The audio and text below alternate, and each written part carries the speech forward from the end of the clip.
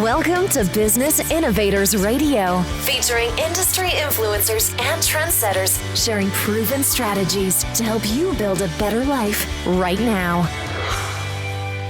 Hello and welcome to another episode of Business Innovators Radio. I am your host, Ralph Brogdon, and joining me today from New York City is Russell Rivera. He is the founder and president of Voice Wealth Management. His primary business is helping entrepreneurs, young professionals, and their families as their personal CFO and financial therapist. That really sounds intriguing. Additionally, Russell is chair of the Entrepreneurship Council at the Manhattan Chamber of Commerce, where the council provides peer-to-peer support and education on the operation of their businesses. In this role, Russell also runs a boot camp to assist newer entrepreneurs and help them learn the basics of starting their business. Russell Rivera, welcome to Business Innovators Radio. Thanks, Ralph, for having me. Tell us a little bit more about what you do.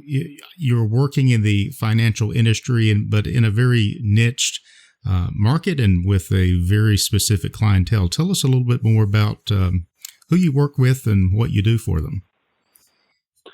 Well, I like to work with younger people, young professionals. So much of what I think of from the financial business is all about trying to get people with the most assets available and all of that. And for me, I got into this business because I want to help make sure that people are making good decisions with their money as soon as they can in their lives.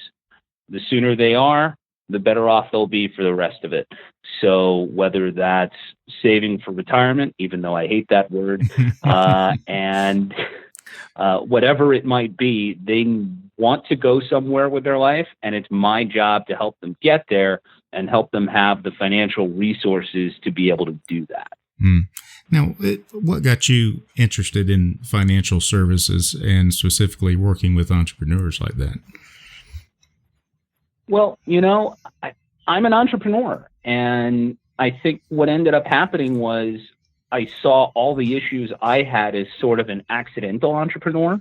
And I said, there are so many other people out there who became entrepreneurs either because they lost a job or they were unhappy or they just thought they could do it better than their current, than the company they were working for was doing it, but they really didn't have the framework or what I'll call the business knowledge to launch a business well and successfully. So they may, want to grow their business and just don't know how to get started. So for me, as part of even my business and as part of what I do with the Manhattan Chamber, I'm really looking forward to, I really look forward to helping people with the tasks of operating their business so that they can be financially successful in their business. So that's interesting. You're working with people in the area of wealth management, but it sounds like your path to wealth and success is going to go through an entrepreneurial type adventure. So you not only help them with their finances, but you help them with their business operations and management as well. Yeah. I mean, even within a business, if you work for a big business, there's plenty of room for entrepreneurship. So trying to help your firm create new lines of business or go after new clients. And, it's people who have entrepreneurial bent and the risk-taking bent, and those are the people that generate real wealth. It's my job professionally in my wealth management business to help those people balance the personal and the professional needs for their money and deal with their money concept so that they can lead the fullest life possible. Very good. Now, with the people that you work with, and most of our listeners are business owners or entrepreneurs. I'm an entrepreneur as well as you. What are some of the biggest problems or challenges that you see when you're helping business owners or entrepreneurs to try to get a grasp on managing their wealth? What are some of the common things that pop up that you see over and over again? it's, as an entrepreneur, it's so easy to want to go all into your business, to say, hey, I want to grow. I want to have, any money that's made, I want to put it back into the business because I want to build my business more and more. Or, I don't have the money or the opportunity to, have the little fun that I want, go on a vacation, buy a car that I want. And, trying to manage that money concept and saying, okay, well, what do you really need for your business and what should you take aside? Alternatively, not only do I see people putting too much money back into their business, I also see the opposite. I know of people who have very successful businesses and then they go buy a big house and a Lamborghini and then, and they've got a $20 million business, but it doesn't really have any profits. And then what happens if something goes wrong that's not within your control, and then you have nothing to show for it? So it's finding that balance between constantly reinvesting in your business and sort of diversifying your own personal portfolio away from the business in the right balance so that your business can grow and you have something to show for it in case something goes wrong. That's really good. And I can really bear witness to what you're saying, that there is this mentality and this mindset that we want to either put too much into the business and leave nothing left over for us, or we go to the opposite extreme. We take too much out and we're having a good time, but we're not building an asset. Right. And, and that, when you look at your personal balance sheet, right, it's one of those things where you know what it is, and sometimes you need to figure out how much you have to diversify it. It's one of the great paradoxes. I find a lot of paradoxes in this business, but it's one of the great paradoxes that the only way to get rich is to go all in on something. To get really rich is to go all in on something, right? The people that invested it, Mark Zuckerberg now granted he was young, but put everything he could into Facebook and he's a billionaire. At the same time, if you put everything into your company and it does well and then it falls apart, you have nothing and you're starting from scratch all over again. So it's kind of how risky do you want to be? How willing are you to go back to zero? And how much is it worth it to you to chase that, 8, 9, 10-figure payday at the end of the day? And I know that financial professionals like yourself will typically talk about things in terms of risk tolerance. Do you find that business owners and especially entrepreneurs, that they tend to have a higher risk tolerance than the average investor? And is that a problem or is that a good thing? It depends. Again, if you have entrepreneurs are typically more risk-loving people. And you have to be somewhat risk-loving to be an entrepreneur because, the very beginning of your business, in most cases, you don't know where your next meal is coming from or your next paycheck. So you have to have that stomach for risk. But sometimes it becomes a little bit out of balance. So because business owners understand their businesses so well, and it's what they live and they breathe every day, they're willing to be more risky in that. But when it comes to their outside money, they might tend to be less risky. That's not necessarily a bad thing, but that's kind of the way people think about it. You know it well, you're willing to go all in. When you're maybe a little less knowledgeable, you pull back. And that's not necessarily the way it should be because your business is probably inherently more risky than investing, let's say, in, a market portfolio. Interesting. Yeah, interesting the different perspective that brings to bear upon how you look at things, an entrepreneur versus a typical investor. So someone listening to this right now, and maybe this is a wake-up call to say, okay, I've got a good business, but I haven't really given a lot of thought to wealth management or investing or setting aside. And especially, we were talking off air about how solopreneurs or very, very small micro businesses where everything is depending upon a single operator, if he or she gets sick or is unable to work in the business, that business without a good backup plan ceases to be. It just doesn't, it's not there anymore. What is something that someone could begin doing, or what's the first step they should take to begin to protect themselves and their business from financial catastrophe? Well, you mentioned a couple different things. One, obviously, is the illness or incapacity of the founder in a micro business or a solopreneur type situation. I work with a couple of clients. It's a 5-person business. You have 2, co-owners. The business is okay, but at the end of the day, the business is them. Mm-hmm. And when you're dealing, like you said, with these micro businesses, it's not really a saleable asset. We can sort of value it, but at the end of the day, if we said, okay, you want to sell the business, who's going to buy it when you're the brand? Mm-hmm. And so that's one thing you have to think about. So if that's what your business is, you kind of have a business, but at the same time, you have to treat it like it's a job. So do you have to go get, disability insurance? Do you have to go, you obviously have to make sure you have your errors and omissions insurance from the business perspective, or cyber liability insurance in this day and age if you're handling customer data. These are all things that from a business perspective will help protect you personally as well.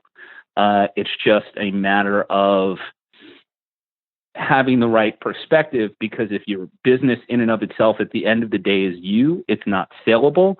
So maybe you can create value by having a succession plan or getting started on that in some way, shape, or form, so that if you really are unable to continue, you have something there that you can actually turn into an asset. That's very good advice. And I don't know that 9 out of 10 people that I talk to, entrepreneurs, have really thought about what's going to happen if I'm not able to work, or, God forbid I get sick or disabled. And they are the brand, as you said. They are the brand. They are the business, particularly with coaches and consultants that I work with and speak to, and myself. If something happens to us, that's it. So we've got to make a plan. We've got to think about it. And you make a good point. We're not building an asset in our personal brand that can be easily transferred to someone else. It's not like you're building up a public business. So it's a very different strategy. And it sounds like that you have really dialed into the specific needs of small business owners and entrepreneurs to protect them. Which brings me to the next question, because I think one of the characteristics of entrepreneurs is, I'll figure it out, I'll do it myself. How would working with a professional like you really improve their chances for success, both in their wealth management as well as in their business operations, over the typical approach of, well, I'll figure it out, or I'll do it myself? How can they improve the odds by working with someone like you? Part of it is peace of mind. That's the simple, feel good answer. But that's very valuable, right? Oh, of course it is. Yeah. But again, when you're talking with somebody, it can be very difficult to get, how good is it? How many times can we say, well, this will make you feel better? It's great that it'll make you feel better, but it's not tangible. It's much better to say, especially to somebody who's a business owner, a lot of times to be able to say, okay, well, if you do this, this, and this, and A, B, and C happen, here's how you'll be protected, or here's what will happen. And, being able to show people logically, and of course you have to, emotions are part of it, but making sure that they understand the value is always going to be important. So, for example, thinking about, how do you tell someone that you have, so I was working with somebody recently, here's a good story. They have a side business that can be quite lucrative for them. But we said, okay, you have a public job, and alternatively, what happens while you're driving to your side business, you get hit by a car? Well, you're the only income in your household, and while disability may cover half of what you've got, it doesn't cover the whole thing, and then you have to give up your lifestyle, essentially. So let's take care of the disability insurance, for example, and that's something he found valuable. Alternatively, let's think about the situation where somebody is, 60 or 65, and even this happens in my industry all the time.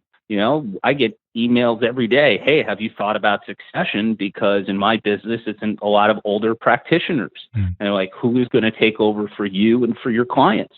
And saying, hey, find a succession plan. Find a partner that you can say, I will sell my client list to you and sell that profit stream, so that you have that in an agreement, so that you could say, okay, something's happened to me. I can't do it anymore. Now let me monetize my business. I'll help transfer it. I'll help do what I can do. And at the end of the day, everybody will be happier, because he'll have your whether you want to call him your competition or not, or your colleague, will have a bigger business, and you'll have gotten something for it, even if you're not able to continue to service the clients after a while. Does that make sense, Ralph? It does, yeah. And it's very good advice. I'm speaking with Russell Rivera. He is the founder and president of Voice Wealth Management, and he's also the chair of the Entrepreneurship Council at the Manhattan Chamber of Commerce. Russell, what are you working on right now that's got you really excited? Well, we are just starting. I use we, it's almost royal. I am starting a YouTube channel, and under the Voice Wealth Management name, and it's not launched yet, but we hope to have it launched by the end of next month, with several videos on the financial planning process. Not only for entrepreneurs, but also for young professionals, kind of looking and saying, what is it for you personally, right? So, and how a personal CFO can be, useful not only to a person's life, but, also if they want to do it themselves, they have the tools to get started. So, understanding that, what the process is, how you should get started, what are the essential elements to a plan, including estate paperwork and all that, and going into those in brief detail, because we don't want to have a long video. Nobody wants to hear me talk as long as I am in this interview. And, so that they can do it in a bite-sized way and say, oh, this is what it's about, and I should get started. Mm-hmm. That's the hope, that people will be better informed about how to handle their money so they can lead a better life. I like that, and I think that's a super idea and very much needed. Now, you're in the intro, we talked about that you serve entrepreneurs, young professionals, and their families as a personal CFO and financial therapist. What is involved with financial therapy? That sounds kind of psychological. Well, the first thing is therapist is in air quotes. Okay. I'm not licensed as a therapist, but when I talk to some of my clients, I feel like a therapist sometimes. Maybe it's really important. Yeah. It's really important to listen. It's really important for me to listen, to understand what my clients, kind of what their money concept is, what money means to them, because money is just a tool. Money is a tool to allow you to make choices in your life. And money is not the only driving factor in those decisions. Money wouldn't even exist if it wasn't an emotional concept. People make mistakes with their money because it's emotional.